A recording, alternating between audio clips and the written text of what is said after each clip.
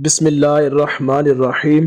سرکار مدینہ صلی اللہ تعالی علیہ وآلہ وسلم کے زمانے میں ایک شخص کا انتقال ہوا تو کسی نے کہا یہ کتنا خوش نصیب ہے کہ بیمار ہوئے بغیر ہی فوت ہو گیا۔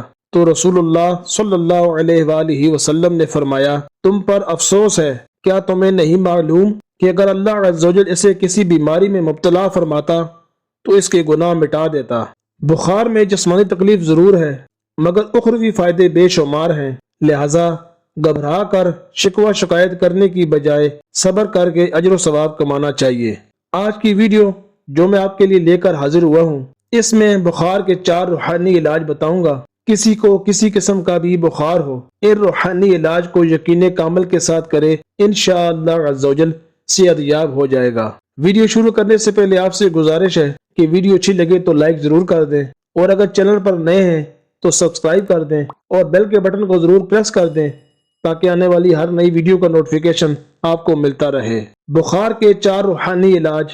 نمبر 1، بخار والا بکثرت بسم اللہ الکبیر بسم اللہ الکبیر بسم اللہ الکبیر پڑھتا رہے۔ نمبر 2، گرمی کا بخار ہو تو یا حی یا قیوم یا حی یا قیوم یا حی یا قیوم 47 بار لکھ یا لکھوا کر پلاسٹک کوٹنگ کر کے چمڑے یا ریگزین یا کپڑے میں سی کر گلے میں ڈال دیجئے، انشاءاللہ عز و جل بخار جاتا رہے گا۔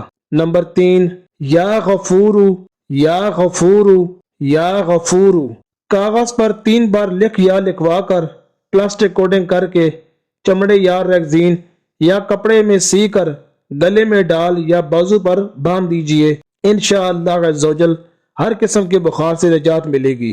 نمبر 4، لا الہ الا اللہ لا الہ الا اللہ لا الہ الا اللہ 30 بار کاغذ پر لکھ کر پانی کی بوتل میں ڈال کر مریض کو دن میں 3 بار تھوڑا تھوڑا پانی پلائیے، انشاءاللہ عز و جل بخار اتر جائے گا۔ ضرورتاً مزید پانی شامل کرتے رہیے۔ ویڈیو اچھی لگے تو کمنٹ میں اپنی رائے کا اظہار ضرور کیجیے گا۔